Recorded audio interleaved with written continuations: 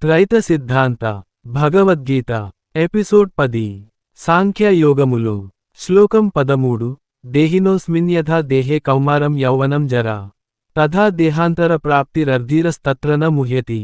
జీవాత్మ భావము దేహికి దేహమునందు బాల్యము, యవ్వనము, కౌమారము, ముసలితనము వరుసగా ఎట్లు కల్గునో అట్లే శరీరమును వదలిపోవడమను మరణము కూడా కల్గుచున్నది. వివరము దేహమునందు నివసించు దానిని దేహి అనుచున్నాము. దేహమునందు 3 ఆత్మలు నివసించుచున్నవి. ఒకటి జీవాత్మ, రెండవది ఆత్మ, మూడవది పరమాత్మ. ఈ మూడింటిని సందర్భానుసారముగా అర్థము చేసుకోవాలి కాని జీవాత్మకు చెప్పిన చోట ఆత్మకు, ఆత్మకు చెప్పిన చోట పరమాత్మకు, పరమాత్మకు చెప్పిన చోట జీవాత్మకు అర్థము చేసుకోకూడదు. చాలా గీతలలో ఈ శ్లోకము జీవాత్మకు చెప్పినదనుకోక దేహి అనగానే ఆత్మ అనుపదమును ఉపయోగించి చెప్పారు. దేహి అనగానే ఒకటవద లేక రెండవద, మూడవద అని పరికించి చూడడము లేదు. ఇటువంటి పొరపాట్లు జరుగునను ఉద్దేశ్యముతోనే మేము ప్రతి శ్లోకము ప్రక్కన బ్రాకెట్లో ఆ శ్లోకములో దేనిని గురించి ఉన్నదో దానిని గుర్తించుచున్నాము. అర్జునుడు మానవులైన జీవాత్మలనబడు వారిని గూర్చియే అడిగాడు. దైవస్వరూపమైన ఆత్మను గూర్చి ఆయన అడుగలేదు. అందువలన ఈ శ్లోకమున జీవాత్మను గూర్చి చెప్పడమే జరిగినది. జీవాత్మ ఒక శరీరము ధరించినప్పుడు ఆ శరీరమును బట్టి కొంతకాలము బాల్యమంటాము. కొంతకాలము జరుగగా వయస్సు వచ్చిన తరువాత శరీరమందు గల జీవాత్మకు కాక శరీరమునకు యవ్వనము వచ్చును. అట్లే కొంతకాలము జరుగగా కౌమారము, ఇంకా కొంతకాలము గడువగా ముసలితనము శరీరమునకు ఏర్పడును. కాని శరీరమునకిన్ని జరుగుచున్నను లోపల గల జీవాత్మకు మాత్రము వయస్సు పెరగడము తరగడమనునది లేదు. వయస్సు పెరగడము ఒక్క శరీరమునకే కాక శరీరము నందే బాల్య, యవ్వన, కౌమార, వృద్ధాప్యం మొదలగు దశలు ఏర్పడుచున్నవి. మనకొక కారు లేక జీపు ఉందనుకొనుము.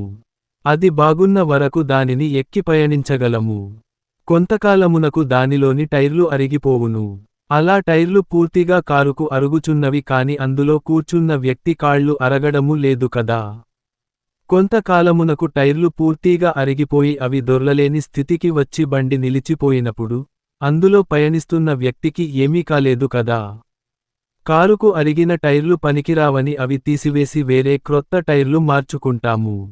టైర్లు అరుగు కొద్దీ అందులో కూర్చున్నవాడెట్లు అరిగిపోలేదు, అట్లే శరీరము ధరించి దానిని వాడుకొనుచున్న జీవాత్మకు శరీరమునకు వచ్చినట్లు వృద్ధాప్యము రాదు. అరిగిపోయిన టైర్లు మార్చి క్రొత్త టైర్లు తగిలించుకొని బండిని నడుపుకొన్నట్లు పాతబడిన శరీరమును వదిలి క్రొత్త శరీరమును పొంది జీవాత్మ కాలము గడుపుకొనుచున్నాడు. ఎంతకాలము జరిగిన, ఎన్ని సంవత్సరములు జరిగిన జీవాత్మ ఎప్పటిలాగనే ఉండును. వానియందు ఏ మార్పు రాదు.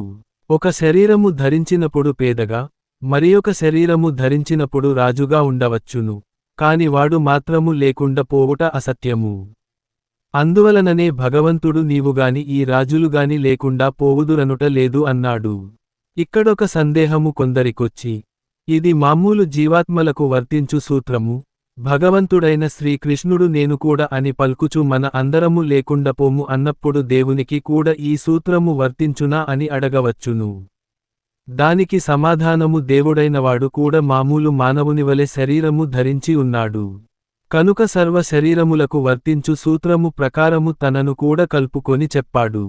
అదియును కాక తాను దైవము గనుక ఎప్పటికీ ఉండువాడే కావున తాను కూడా ఎల్లప్పుడుండు వానిగా చెప్పాడు. ఇక్కడ మరియొక ప్రశ్న రాగలదు.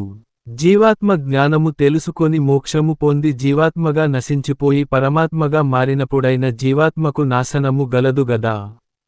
ఆ ఉద్దేశ్యముతోనే కదా జీవాత్మను క్షరుడన్నారు, నాశనమగు వాడన్నారు.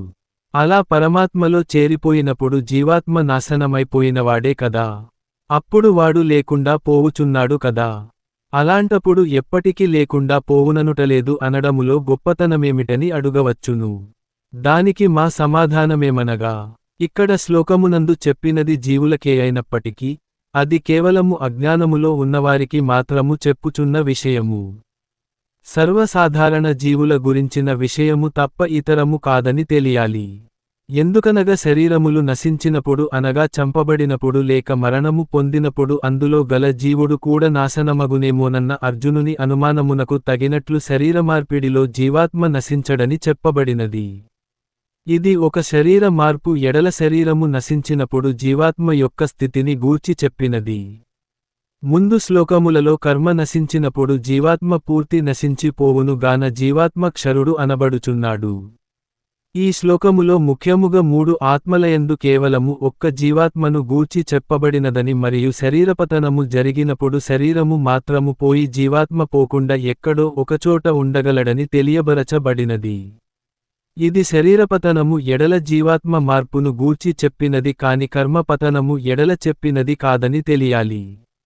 అదియును చాలా భగవద్గీతలలో ఎందరో వ్రాసినట్లు ఈ శ్లోకము ఆత్మకు కాదు కేవలము జీవాత్మకని తెలియాలి.